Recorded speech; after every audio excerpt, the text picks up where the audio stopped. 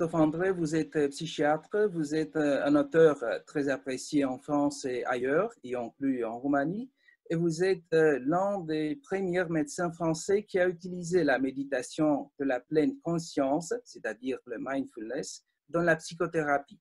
Je vous remercie pour avoir accepté cet entretien dédié au public roumain. Et je vous propose de parler autour les derniers titres parus en roumain, voire 3 minutes à méditer, la vie intérieure et à nous la liberté. Pour commencer, je partirai d'un fait assez courant. Pendant les derniers mois, marqués par l'isolement sanitaire à cause de l'épidémie, je pense surtout au fait que les gens ont protesté au nom de leur liberté qui serait de plus en plus limitée à cause du confinement. Dans le trialogue à nous la liberté, vous et vos deux amis Alexandre Jolien et Mathieu Ricard, vous parlez donc d'une autre sorte de liberté, plutôt intérieure qu'extérieure. Et la question serait alors, peut-on cultiver cette liberté intérieure pour ressentir les contraintes extérieures comme moins étouffant? Et si oui, comment le faire? Alors, c'est une question importante. D'abord, je voudrais vous remercier pour votre invitation. Je suis très heureux de m'adresser aux lectrices et aux lecteurs de Roumanie. Ça me fait vraiment plaisir. Alors, pour ces questions de liberté intérieure, c'est vrai que la pandémie de Covid et la nécessité du confinement nous a confrontés à cette question. Alors, comme vous savez, on peut dire d'une certaine façon que nous avons besoin de trois formes de liberté. Il y a la liberté de mouvement, que notre corps puisse aller là où il le souhaite. Bon, cette liberté-là, évidemment, avec le confinement, elle a été malmenée. Il y a la liberté de parole, pouvoir dire ce que l'on pense sans avoir peur d'être puni par les autres, par la société, par l'opinion publique. Et puis, il y a la liberté intérieure, c'est-à-dire la liberté de penser, la liberté d'amener notre esprit là où nous le souhaitons. Et c'est vrai que la liberté de mouvement, évidemment, nous l'avons perdue pendant le confinement, mais euh, heureusement, la liberté de parole, grâce aux réseaux sociaux, grâce aux échanges par Internet, nous avons pu la garder. Et la liberté intérieure, c'était plus compliqué en réalité. C'était plus compliqué parce que euh, finalement, le confinement nous a privés d'espace, mais nous a offert du temps. Nous avions moins d'espace pour nous déplacer et davantage de temps pour être avec nous-mêmes ou avec les autres. Et ce temps pour être avec nous-mêmes, beaucoup de personnes n'étaient pas à l'aise pour l'utiliser. Bon, on a vu beaucoup de personnes passer beaucoup de temps à regarder la télévision, les informations, des séries, Internet, faire des jeux vidéo au lieu d'essayer de cultiver leur liberté intérieure, au lieu d'essayer de développer leur équilibre intérieur.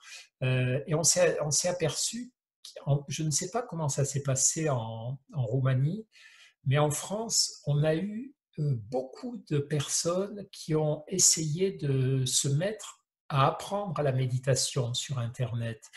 Les applications sur smartphone pour apprendre la méditation ont vu le nombre de leurs utilisateurs multiplié par 3 ou par 4, comme si les gens voulaient apprendre à fréquenter leur vie intérieure et voulaient compenser par leur liberté intérieure, se promener à l'intérieur de leur esprit, de leurs émotions, comme si les gens avaient voulu compenser par cette liberté intérieure la perte des libertés extérieures.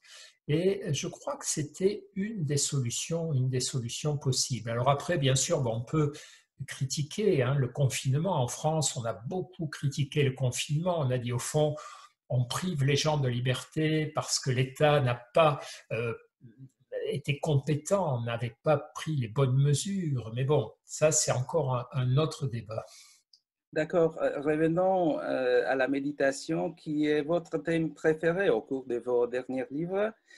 Et dans les temps pressants de nos jours, est-ce que les 3 minutes à méditer, bon, et je cite l'un de vos titres traduits assez récemment en Roumanie, donc est-ce que les 3 minutes à méditer par jour suffisent en effet pour retrouver notre, disons, sérénité?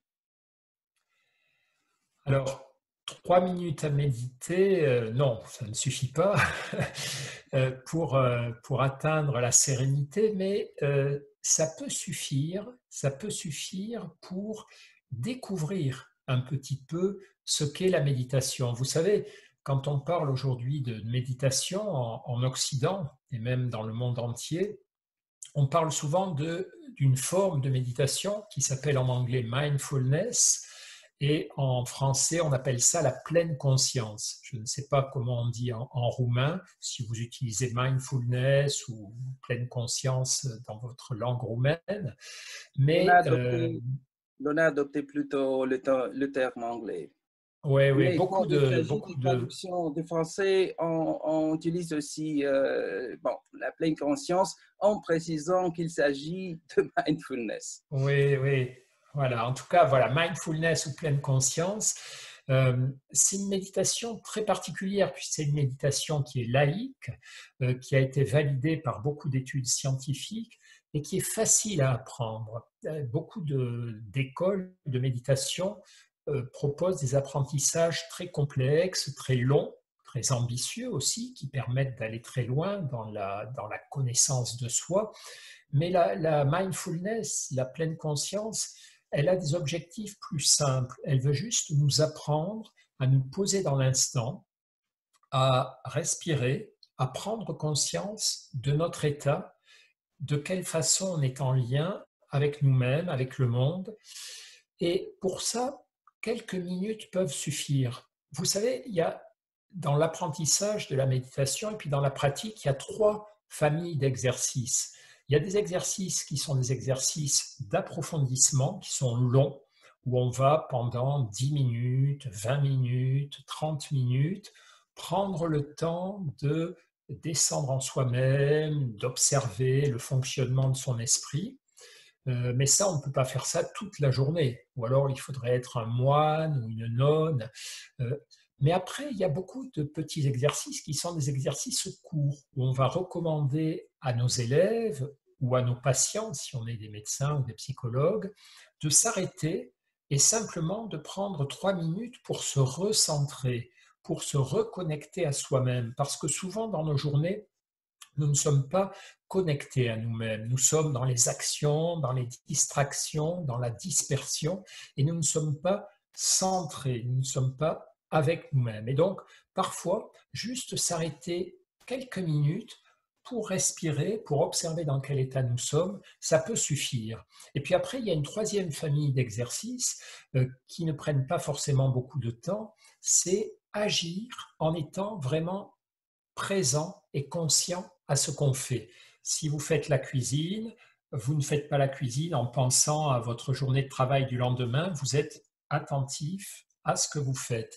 Si vous marchez, si vous travaillez, si vous parlez avec quelqu'un, être vraiment pleinement conscient de ce que vous vivez. Donc, vous voyez, la méditation, elle a besoin par moment d'exercices longs, mais parfois quelques minutes peuvent suffire. En ce qui concerne bon, l'utilité de la méditation, dans votre livre La vie intérieure, il y a une phrase qui m'étonne. Vous précisez que l'introspection méditative ne nous rend pas plus efficace ou plus performant. Dans le contexte où, bon, vous savez, nombreux psychologues recommandent les techniques de mindfulness, précisément pour l'efficacité au boulot ou pour plus d'assertivité. Quels seraient donc les avantages de la méditation que vous recommandez? Alors, la méditation, en vérité, si, elle rend plus efficace. Elle augmente nos capacités d'attention, elle nous donne plus de stabilité émotionnelle, donc elle va nous aider dans tous les domaines, dans la vie relationnelle, dans la vie professionnelle. Ce que je voulais dire, et ce que disent souvent les maîtres orientaux de méditation également, c'est que si je fais un exercice de méditation en me disant il faut que ça me rende plus efficace, ou je dois absolument faire le vide dans ma tête, je dois absolument me calmer, je dois absolument être attentif, je risque d'avoir le contraire. Vous savez, c'est comme quand on veut dormir. Si le soir ou la nuit, vous voulez vous dormir ou vous rendormir, si vous dites je dois absolument dormir, vous allez chasser le sommeil. Et donc, la méditation, c'est un peu comme le sommeil. On ne maîtrise pas l'arrivée du sommeil et on ne maîtrise pas l'arrivée de l'état méditatif, mais on peut maîtriser les conditions. Et donc, quand je médite, je travaille sur les conditions de la pleine conscience. Je suis immobile, j'ai les yeux fermés, je pose mon esprit dans l'instant présent et je reste là. Et si mon esprit s'en va, je le ramène et là, il va se passer des choses. Mais si je m'assieds, je me dis vite, vite, médite, sois efficace, évidemment, le résultat sera catastrophique. Bon, pour finir, la dernière question vise plutôt un côté littéraire de votre écrit. Émile Cioran est l'une des sources que vous citez souvent et je me demande pourquoi un psychologue positif, disons, pourquoi s'inspirer des écrits d'un penseur plutôt nihiliste ou au moins négativiste? Oui, oui, oui. Moi, j'aime beaucoup Cioran. C'est un homme d'une grande intelligence. C'est un penseur extrêmement brillant, qui a beaucoup d'humour, mais qui a cet humour effectivement un peu désespéré, un peu sombre. Et je le cite très souvent, d'abord parce que il est très différent de moi. Il est très différent de moi et c'est bien de fréquenter les gens différents de nous. Si on ne lit que des auteurs qui pensent comme nous, ça fait du bien, mais ça ne nous dérange pas, ça ne nous force pas à réfléchir. Cioran, en réalité, il est très précieux. En plus de son intelligence, c'est toujours bon de lire des auteurs intelligents, ça augmente un peu notre sentiment d'être intelligent, mais il est très précieux parce que il va nettoyer nos illusions. C'est pas quelqu'un qui veut nous rendre désespérés, c'est quelqu'un qui veut nous aider à ne pas faire reposer nos espoirs sur des illusions. Et il veut qu'on voit la réalité et la vie telle qu'elle est, sans se raconter d'histoire, sans se mentir. Et je crois que ça fait beaucoup de bien. Alors, il ne faut pas lire que Cioran, parce qu'au bout d'un moment, quand même, c'est pas forcément bon pour le moral. En tout cas, il faut lire d'autres auteurs aussi. Mais vous savez, moi, j'ai rencontré à Paris plusieurs personnes qui connaissaient bien Cioran et qui m'ont dit que c'était un homme gai. C'était un homme qui aimait rire, qui avait des côtés joyeux. Alors, il avait aussi des moments tristes, mais qui avait des côtés joyeux. Et quand on lit Cioran, on voit qu'il y a beaucoup de moments aussi où il est émerveillé. Il adorait se promener dans la campagne et il est émerveillé par les fougères, par la forêt. Donc, ce n'est pas quelqu'un qui est à 100% négatif. C'est quelqu'un qui est très exigeant, très critique et qui est un tueur d'illusions. Voilà. Bon, Monsieur Christophe André, je vous remercie beaucoup pour votre propos et j'espère qu'on pourra se revoir en chair et en os le futur proche à Bucarest. Avec plaisir. Merci beaucoup.